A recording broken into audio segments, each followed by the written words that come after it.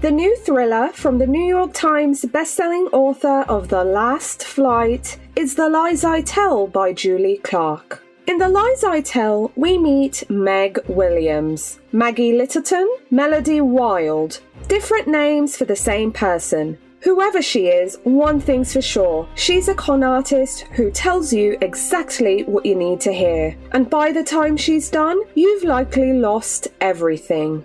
In the novel, we also meet Kat Roberts, who's been waiting 10 years for the woman who upended her life to return. And now that she has, Kat is determined to be the one who exposes her. But as the two women grow closer, Kat's long-held assumptions begin to crumble, leaving Kat to wonder who Meg's true target really is. The Lies I Tell dives deep into the psyches and motivations of two women and their unwavering quest to seek justice for the past and rewrite the future. The Lies I Tell is being published by Sourcebooks Landmark, and it's a twisted domestic thriller you really don't want to miss.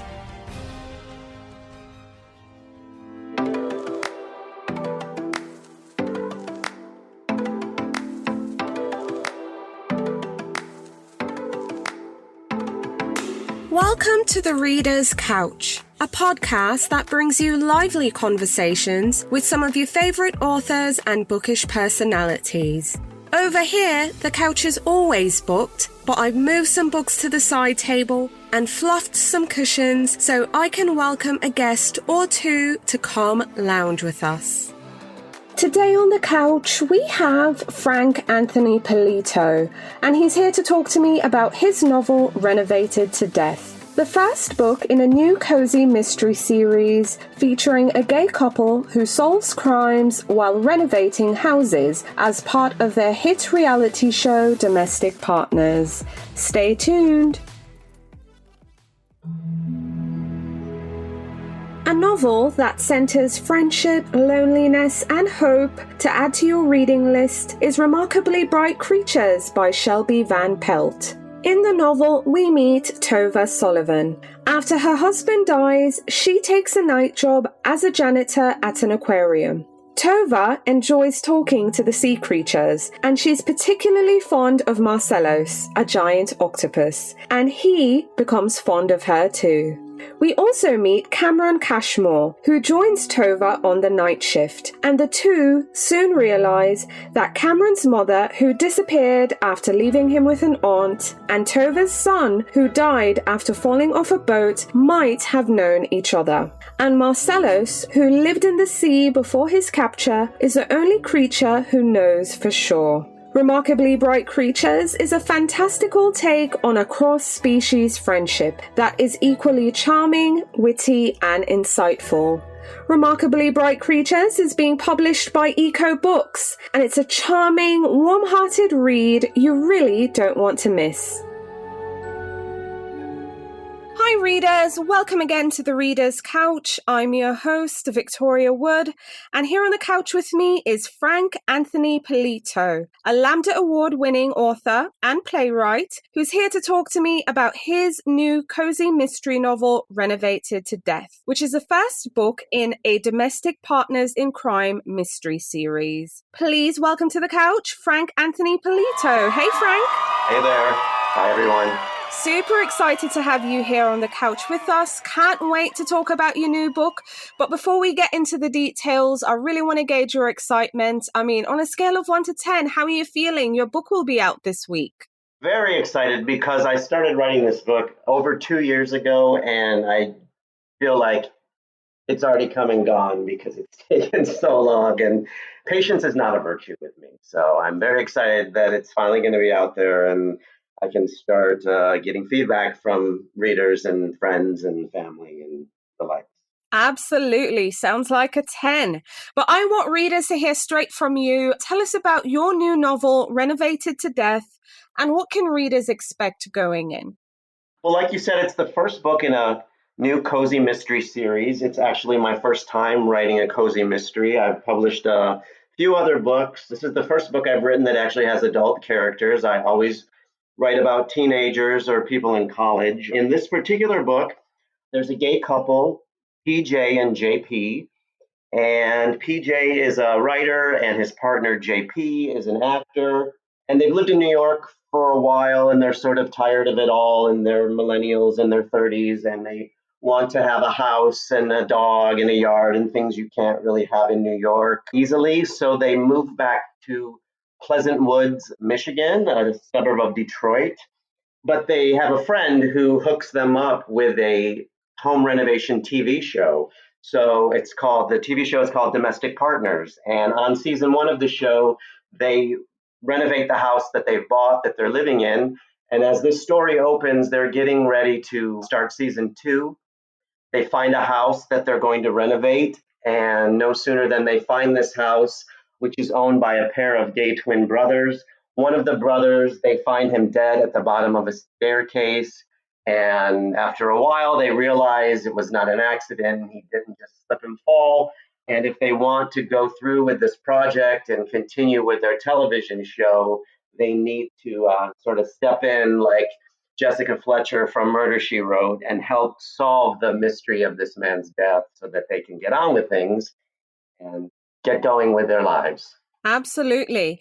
So let's get talking about some of the characters in this book. Let's start with the two main characters. So first we meet PJ Penwell. Like you said, he's a writer. And I like the description of him suffering from Peter Pan syndrome. Yes, like many a gay man, including myself. I love it. So tell us about PJ. I mean, who he is as a character, as a person in this book, what's going on in his personal life? What drives PJ? Tell us a bit more about him. Well, like a lot of authors, we base characters on people we know or ourselves, and he's sort of the me character in this book. A bit younger than I am. He is a millennial. I am not. But, he's a writer, and he started out as a playwright the way I did, and he eventually turned to novel writing the way I did. He is actually a best-selling author, which I unfortunately am not. But, I strive to follow in his footsteps. And like I said, he was in New York for a while and got to a point where he had some success, but he wasn't really doing what he wanted to do. And so he and his partner, JP, they find out, they can get a house in Detroit, a house 3 times the size of their apartment for less than what they pay in rent. And his family lives there. His parents are getting a little bit older. So he is ready to give up life in the big city and move to the Detroit suburbs, have a home, have a yard, adopt a dog. He agrees to do this television show with his partner because he wants his partner to still, have an opportunity to be in front of the camera. And they think, well, then maybe it's a way that they can get more word out about the books and about JP as an actor. And he really has an affinity for old houses, having grown up going to his mother's house, and she lived in a 1920s house in a Detroit suburb, and he always was interested in craftsman style homes and mission style furniture. And he has this ability to, he's a creative type, and he learned from watching his father growing up how to do things like refinish woodwork and take on those things. And he's trying to use his skills in another way to help save this old house, basically, and other old houses like the one that he and JP have bought. And then JP, he has no family. Both of his parents are deceased. So when his partner proposed the idea of moving to Michigan, he wasn't too crazy about it at first. But his career, he had been on a successful TV cop show, which had since been canceled, and he wasn't really having much luck finding other work. And the work that he was finding was going on the road doing tours, and he didn't want to be away from his partner. So he had the friend who was a producer for HD TV, home design television. And she heard that they were going to be renovating this house. And she thought, well, you're two good looking, handsome gay men who will be very appealing to millions of women and other gay men if we put you on this renovation TV show, potentially shirtless at times. And he thought, it's a good way to keep himself out there, but maybe transition into another career now that he's in his mid-30s. Right, right, absolutely. So then there is the person who shows up dead. So there's Tom Cash. He's the owner of, like a gay friendly bar.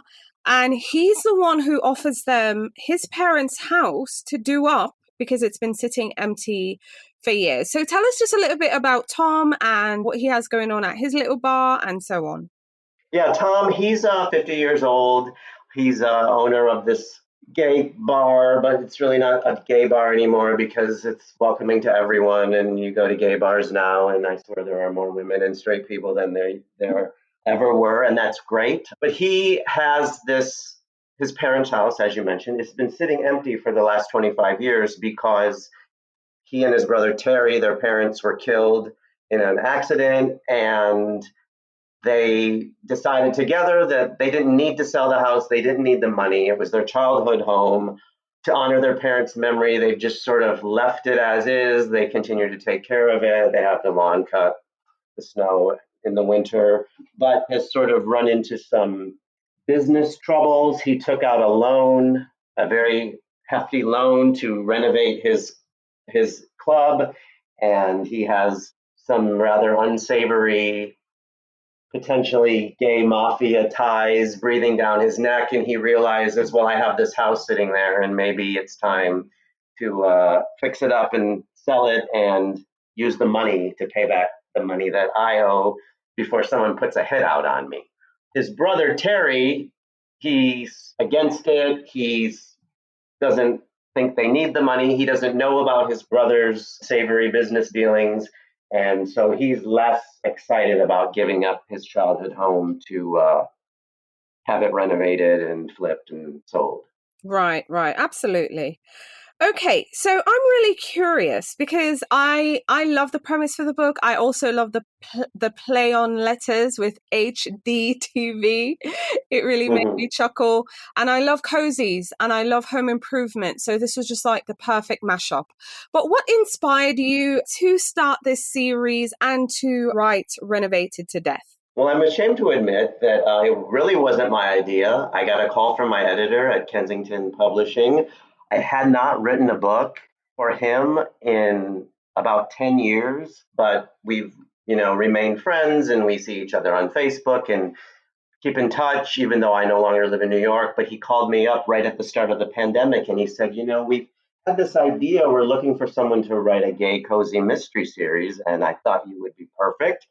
And what would be even more perfect is if you could base it on you and your real life partner, my partner, Craig, who left New York and moved back to Michigan and are renovating this house. So I used my own experience as a jumping off point. And then right down the street from us is a house that's been sitting empty ever since we moved here in 2013. But I've been told by neighbors it's been sitting there for much, much longer.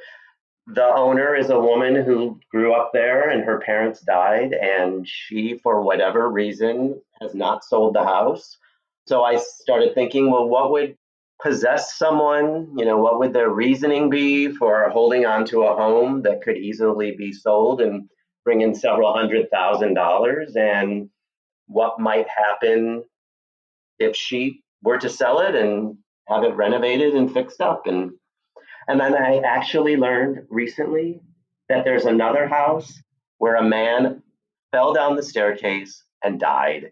My neighbors thought I knew the story and I based it on that, but I had no idea. But it actually happened right down the block from where I live. So fiction mimics real life, I guess. Yep, absolutely, especially in your case as well. Yeah, but I had no idea, and it just happened. It just happened. And, sometimes life does happen that way. All right. So I want to shake things up on the podcast and play a little game. And for our listeners who attended the Epigraph Literary Festival, you already know this because I saw it in the comments and the chat, that readers were super excited when you mentioned at the festival that you watched a lot of Murder, She Wrote. Yes, I did. Yeah, that was a huge conversation starter and people are going off in the chat. So that was great.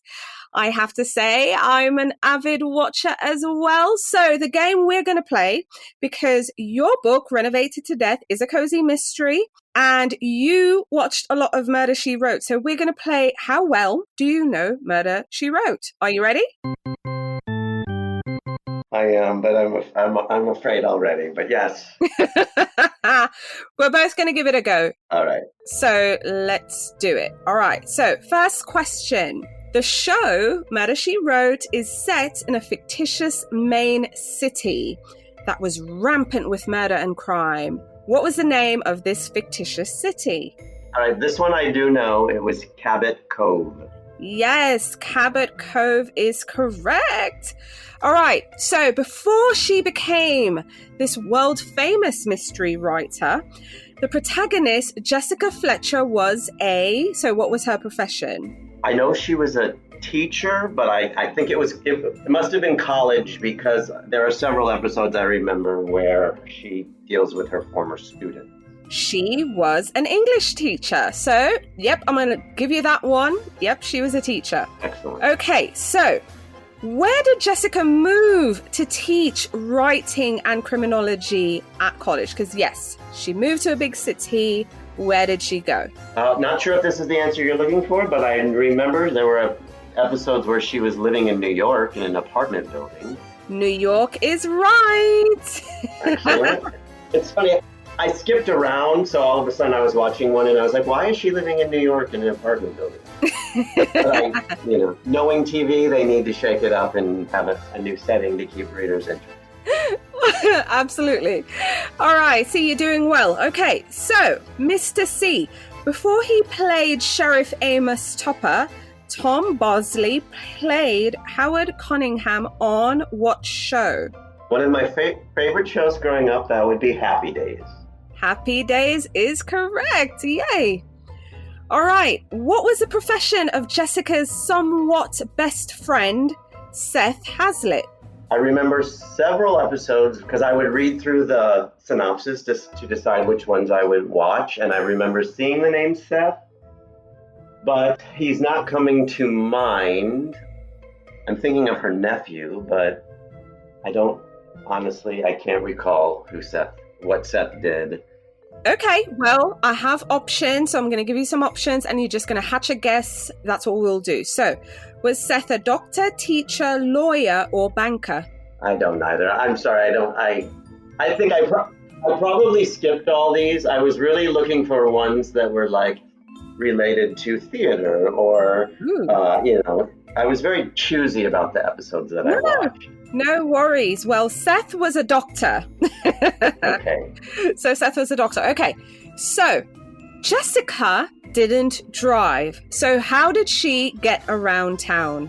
I remember seeing her taking lots of taxi cabs. Jessica got around mostly by bicycle. Oh, really? Even in New York? Even in New York. Oh, all right. That makes sense. That probably would have been my second guess.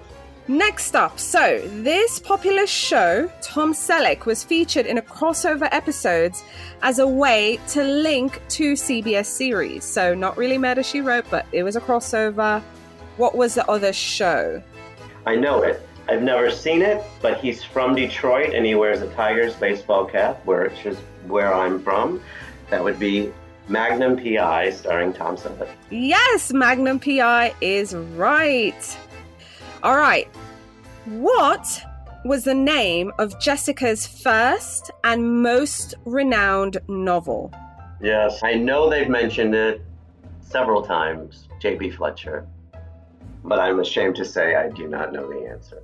That book was The Corpse Danced at Midnight. Right. Yeah.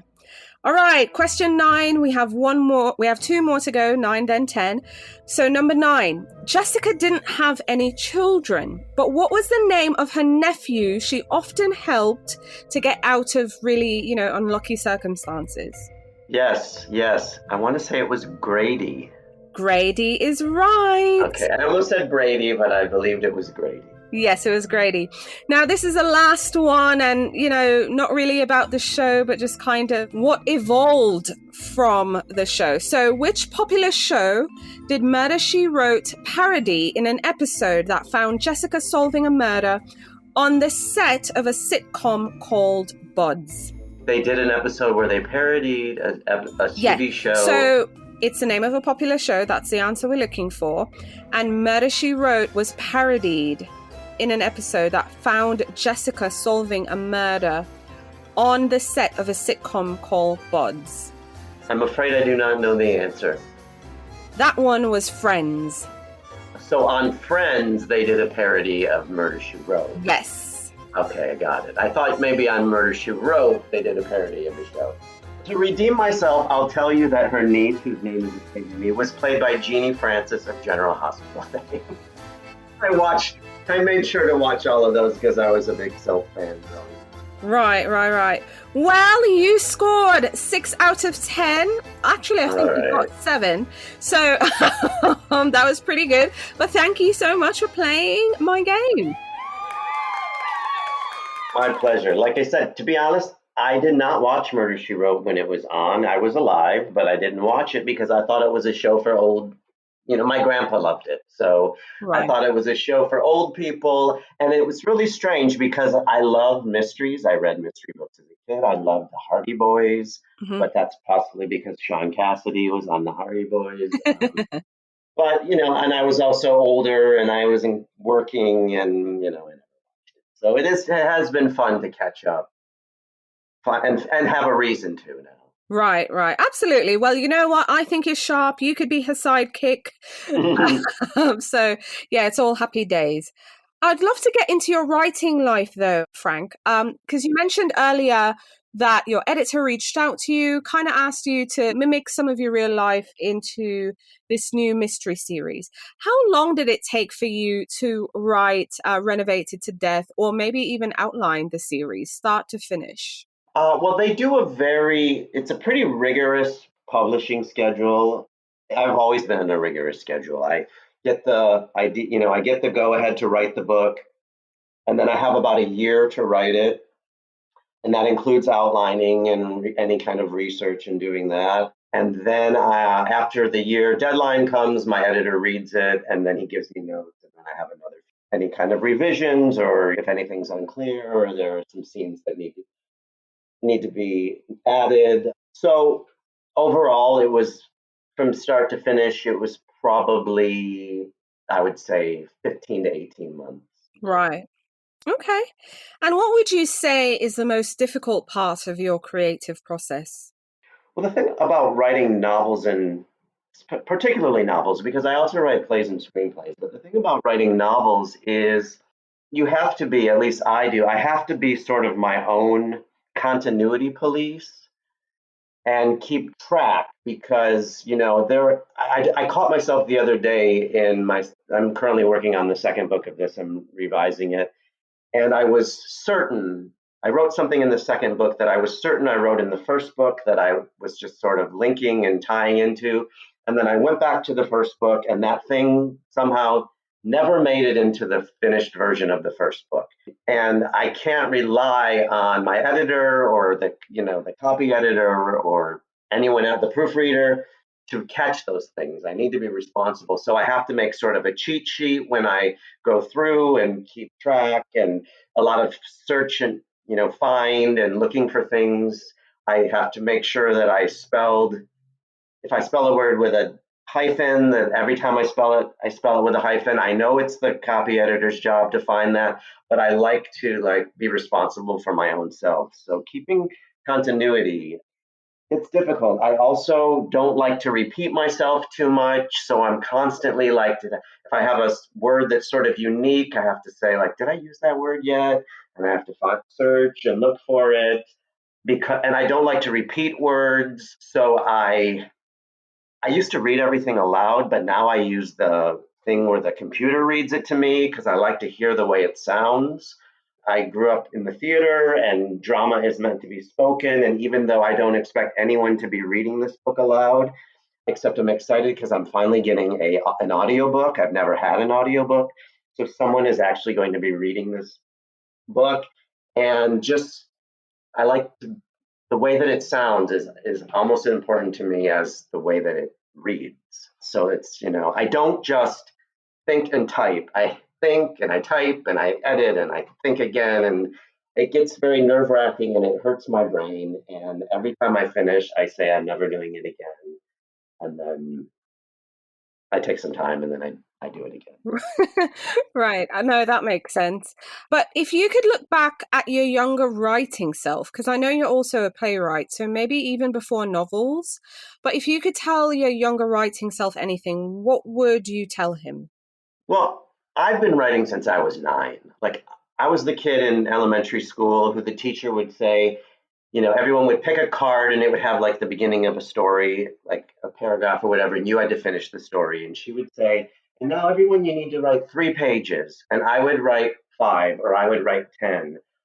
But I never said to myself, like, I want to be a writer one day or I want to be an author because I didn't think that that was a real job you could have. And while it's not my only job now, I do other things. I won't say I write for fun, but everyone thinks if you publish a book that you make millions and millions of dollars. And that's not the case for everyone. But we write because we love to write. And I would just tell that young person, don't discredit what you do and what you love to do, and don't wait until you're almost 30 years old to start taking it seriously. It is a legitimate profession that, it's not silly to want to write. And if you want to write, you should do it. Absolutely, I couldn't agree with you anymore. All right, so I want to get into your reading life a little. So, because even though we're here to talk about Renovated to Death, I want to know what you're reading. I know my listeners want to know too. So please share with us the last book or books that you finished reading that you'd now recommend. Well, I recently discovered, I feel like I'm the last one to the party, but I've discovered the graphic novel. Never read a graphic novel. I sort of read comic books when I was a kid, but I kind of thought they were, kind of geeky and kind of nerdy and I'm a teenager. I can't read a comic book. They're for children. And I recently covered the graphic novel, and I've read 3 wonderful gay themed, queer themed, LGBTQ themed graphic novels in the last couple weeks. The first one is Bloom by Kevin Panetta. The second one is called Chef's Kiss by Danica Bryan and Jared Melendez. And the run I just finished the other night, which I'm sure everybody else in the world has read except for me already, is Heartstopper by Alice Oseman. I watched the Netflix series, my partner and I cried almost every episode. I thought it was so beautifully told, such a wonderful story. All 3 of these books are basically about a young gay man finding his first love, and I'm getting a little emotional just telling you about it. And the books themselves, beautifully drawn. They're so, one of the things that I can't believe I never read a graphic novel before. They're so cinematic and so visual. And as a dramatic writer myself, I have a script that I've been desperately trying to get made into a film for going on 6 years now, and I'm having no luck. And I decided I'm going to do it as a graphic novel. I found an illustrator, and he and I have started working on it. And so I've read these 3 books for research. And if I can get this book published and it can be, nearly as wonderful as these other 3 are, I will be so happy. And I recommend them to everyone if you've not already read them, because they've been out for a while. I just didn't know they existed. Right, right. Well, that's awesome. I love when, as readers, we can connect or feel, this great emotion from the books we read as well. So that's awesome. Okay, so we love books here. We love our authors, but we also love our favorite local indie bookstores. And I know our favorites are all unique. So I ask all our guests on the show. So, of course, I'm going to ask you to share with our listeners some of your favorite local bookstores. Well, unfortunately, so many of the bookstores, as everyone probably knows, they're gone. But we do have a great bookstore in a little suburb called Royal Oak, which is just about a mile from where I live. It's called Paper Trail Books. And there's another bookstore that I'm actually going to visit soon. They've invited me to come and do a little event with them. It's called the Two Dandelions Bookshop, and it's in Brighton, Michigan, which is about 45 minutes from where I live. But I'm happy to venture out and check out a new place. And then I always love books of wonder in New York City. I would go to get all of my children's and young adult books when I was still living there. Oh, that's so cool. And I know Two Dandelions, so it sounds like you're going to have a little bookstore road trip. And those are quite my favorites, to kind of get out, explore, discover a new one, and discover some new books along the way as well. Yes, there's really nothing like, we've all been locked away for so long the last couple of years, and just to go inside the store and see the shelves and see all those books and smell the books and smell the coffee brewing in the cafe. I just can't wait because I used to do so much of my writing. I would take my laptop and I would go to Starbucks or the local coffee shop in whatever town I happened to be visiting and set up shop and write, and that was part of the whole experience and as being a writer. And now it's all gone away. So I'm hoping it will come back, and then once I start writing my next book, I'll actually be able to return to that ritual. Right, right. Absolutely. Okay, so getting back to Renovated to Death and kind of tying things together. I mean, I know you've done your job, you've written the book, you've given it to us, and now it's up to us readers to read the book and, obviously form our own opinions. I've read it, I've loved it. I'm looking forward to the other books in the series, and I'm really hoping readers will pick up a copy as well. But in a hypothetical world, what are you hoping for when readers pick up your book? What thoughts are you hoping they might have, how they might feel, or just, some general sentiments after they've turned the last page on book one, Renovated to Death? Well, I will say Renovated to Death is the first book I've written that I won't say it's pure entertainment and pure fluff. I think a lot of people think of cozy mysteries as fluffy, the equivalent of like a popcorn movie, if that's what they call them. I don't even know. But I try, there's no like deep teenage angst or coming out or coming of age that I've written about in the past. I don't expect anyone to read this book and, cry or to write to me and say, oh my God, you captured my life and the way I felt when I found a dead body at the bottom of a staircase. I don't expect that to happen. But like all my books, I try to infuse humor in every scene. The partners, yes, they love each other, but there's some bickering. And PJ, the writer, he's a little neurotic and a little crazy, and the partner is a little more buttoned up. And I want readers to feel like they're, watching a good, I want to say miniseries because I would love it to be a miniseries. But, I want readers to have a good time. I want them to laugh.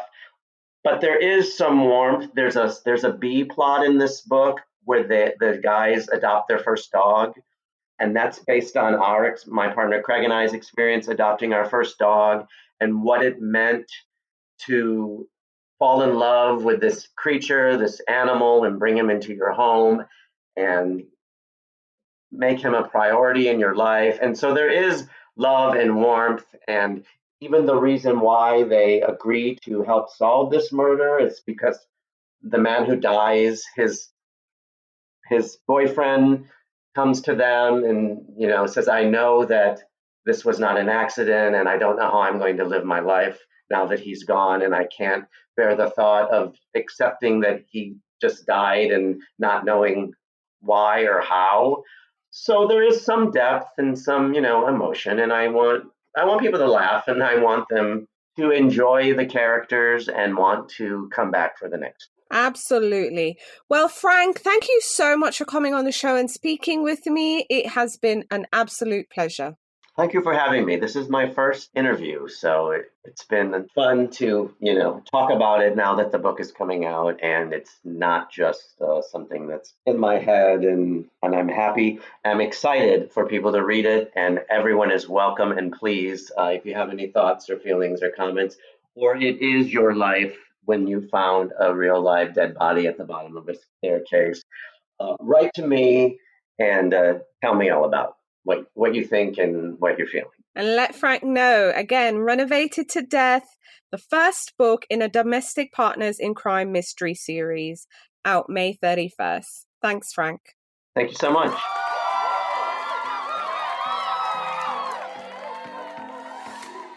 Thank you so much for tuning in to The Reader's Couch. You can find out more about the show and submit your questions for our guest by visiting our website, thereaderscouch.com. You can also connect with us on Facebook, Instagram, and Twitter at The Couch Is Booked. If you like the show, please subscribe, share, and take a few seconds to leave a rating and review.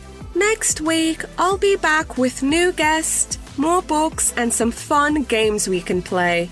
But until then, stay lounging, stay reading, and whenever you're in doubt, go straight to your local bookstore or library. Thanks for listening, and happy reading.